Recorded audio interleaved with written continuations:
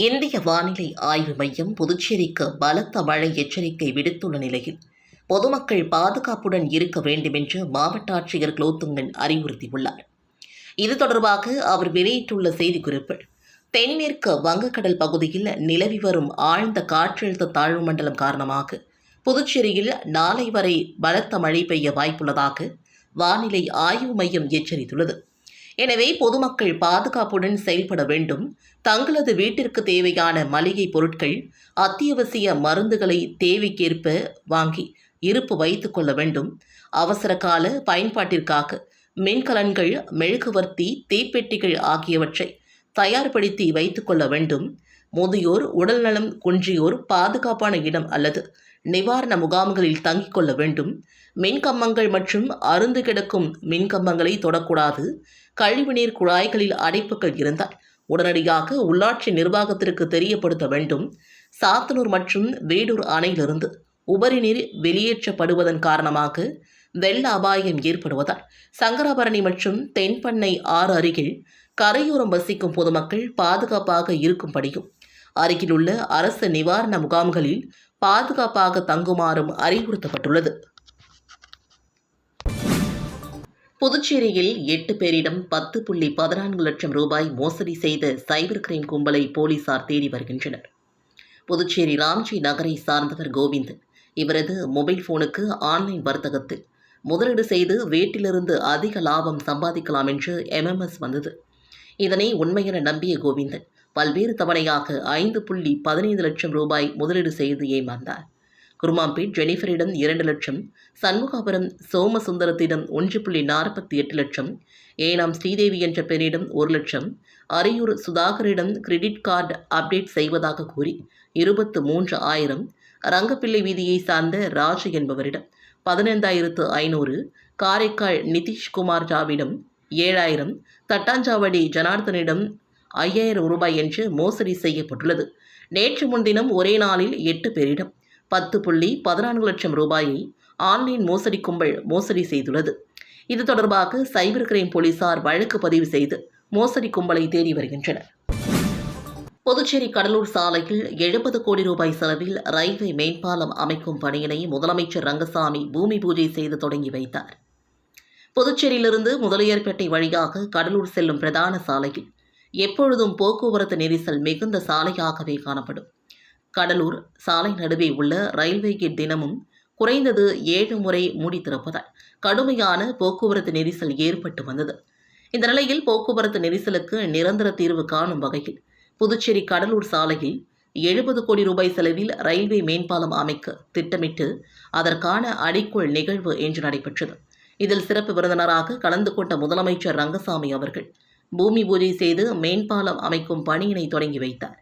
முதலியார்பேட்டை சட்டமன்ற தொகுதியின் உறுப்பினர் சம்பத் முன்னிலையில் நடைபெற்ற இந்த நிகழ்வில் பொதுப்பணித்துறை அமைச்சர் லட்சுமி நாராயணன், உப்பளம் தொகுதியின் சட்டமன்ற உறுப்பினர் அனிபால் கென்னடி மற்றும் பொதுப்பணித்துறை அதிகாரிகள், அரசியல் பிரமுகர்கள், பொதுமக்கள் என அனைவரும் திரளாக கலந்து கொண்டனர். சாத்தனூர் மற்றும் வேடூர் அணை உபரி நீர் திறக்கப்படுவதால் புதுச்சேரி சங்கராபரணி மற்றும் தென்பண்ணை ஆற்றங்கரையோரம் வசிக்கும் பொதுமக்களுக்கு ஒலிபெருக்கி மூலமாக வெள்ள அபாய எச்சரிக்கை விடுக்கப்பட்டு வருகிறது.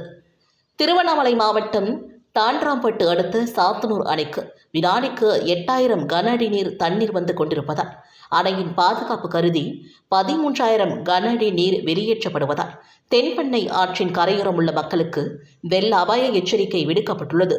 சாத்தனூர் மற்றும் வேடூர் அணையிலிருந்து உபரி நீர் அதிகம் திறக்கப்படுவதன் காரணமாக வெள்ள அபாயம் ஏற்படுவதால் புதுச்சேரியில் சங்கராபரணி மற்றும் தென்பண்ணை ஆறு அருகில் கரையோரம் வசிக்கும் பொதுமக்கள் அருகில் உள்ள அரசு நிவாரண முகாம்களில் பாதுகாப்பாக தங்குமாறு மாவட்ட ஆட்சியர் குலோத்துங்கன் அறிவுறுத்தியுள்ளார்.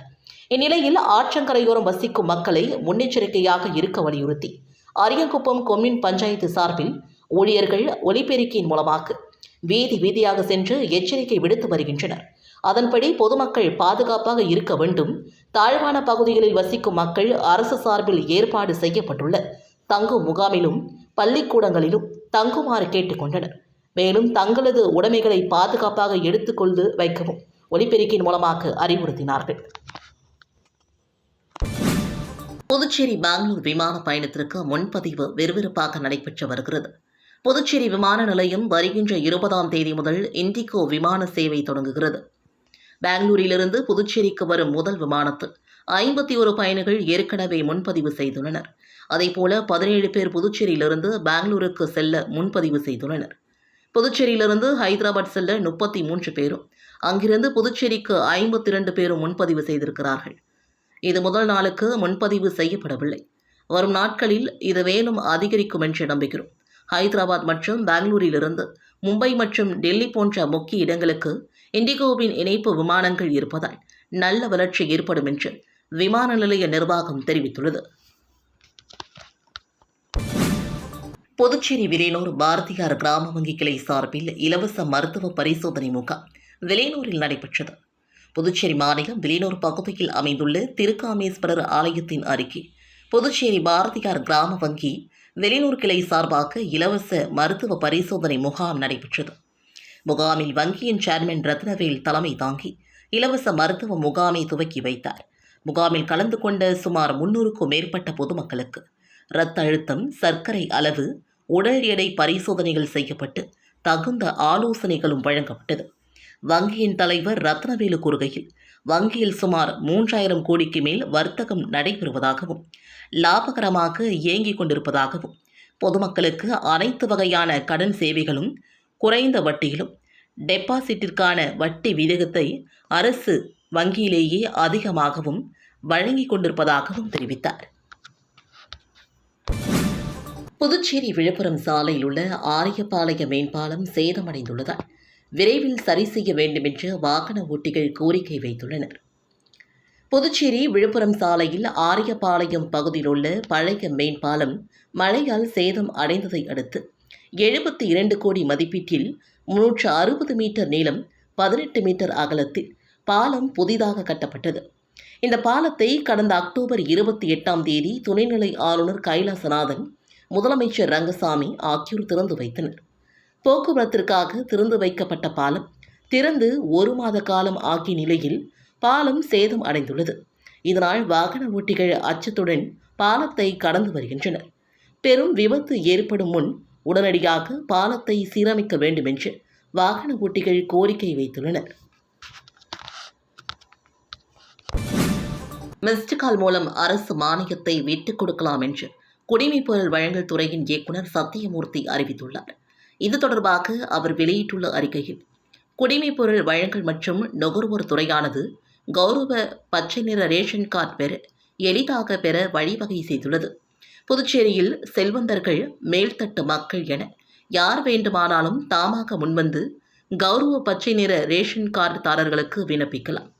இத்துறையின் மானியங்களை விட்டுக் கொடுத்து புதுச்சேரி பொருளாதாரத்திற்கும் நலிவடைந்த மக்களுக்கும் அந்த மானியங்களை சென்றடைய செய்யலாம். 9940526112 என்ற மொபைல் எண்ணிற்கு மிஸ்டு கால் கொடுப்பதன் மூலமாக இச்சேவையை பெற முடியும். மேலும் ரேஷன் கார்டில் உள்ள உறுப்பினர்களின் ஆதார் எண்கள், மொபைல் எண்கள், ரேஷன் எண்கள் ரேஷன் கார்டுடன் இணைக்கப்பட்டுள்ளதா என்பதை உறுதிப்படுத்திக் கொள்ளலாம். இறந்த உறுப்பினர்கள் ரேஷன் கார்டில் நீக்கப்பட்டுள்ளதா என்பதை உறுதிப்படுத்திக் கொள்ள வேண்டும். ரேஷன் கார்டு வைத்திருப்பவர்கள் ஆன்லைன் மூலமாக இந்த சேவையை பெறலாம்.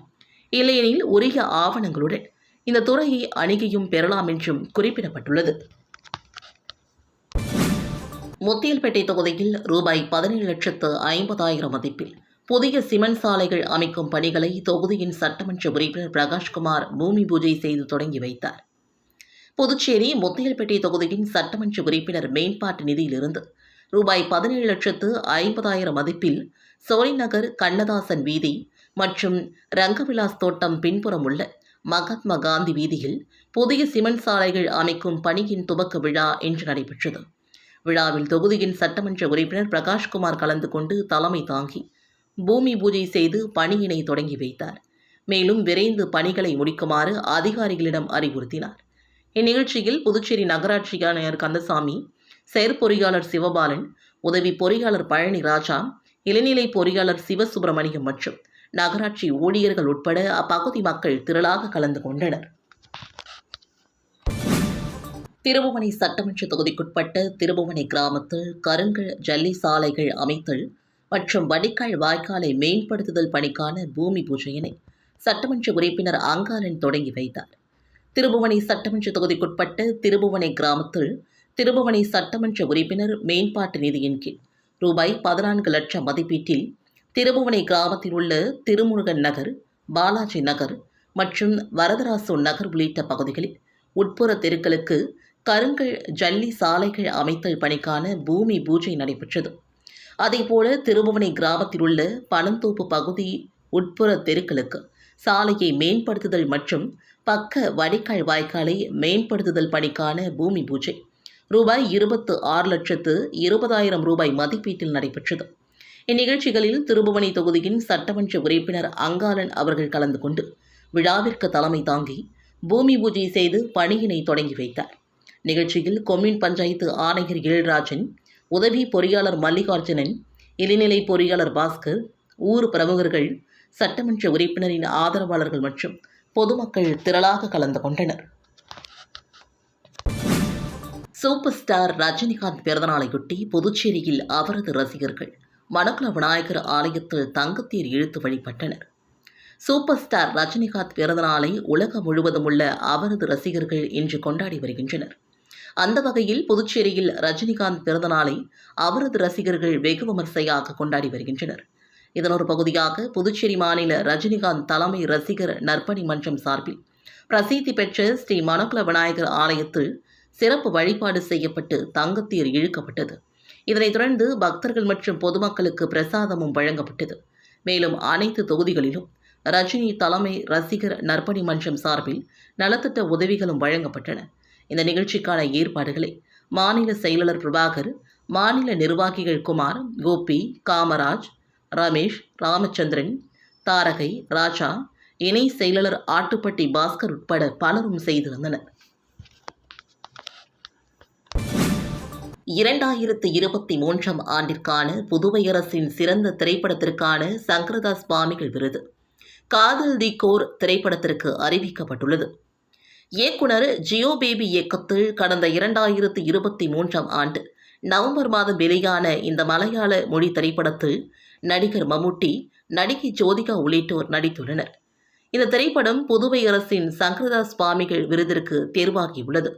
புதுச்சேரியில் உள்ள பிரான்சிஸ் அரங்கில் நாளை தொடங்கும் திரைப்பட விழாவில் முதல்வர் ரங்கசாமி விருதை வழங்க உள்ளார். இயக்குனர் ஜியோ பேபி விருதை பெற்றுக்கொள்வார் என்றும் தெரிவிக்கப்பட்டுள்ளது. பெஞ்சல் புயலால் பாதிக்கப்பட்ட பனையாடிக்குப்பம் கிராமத்திற்கு திமுக சார்பில் நலத்திட்ட உதவிகள் வழங்கப்பட்டது. பெஞ்சல் புயலால் பாதிக்கப்பட்ட பனையாடிக்குப்பம் பொதுமக்களுக்கு நலத்திட்ட உதவிகளை திமுக அமைப்பாளர் சிவா அவர்கள் வழங்கினார். பாகூர் கொம்யூன் பஞ்சாயத்துக்குட்பட்ட பனையாடிக்குப்பம் கிராமம் பெஞ்சல் புயலால் மிகவும் சேதமடைந்தது. புயல் காரணமாக அப்பகுதி மக்களின் இயல்பு வாழ்க்கை பெரிதும் பாதிக்கப்பட்டது.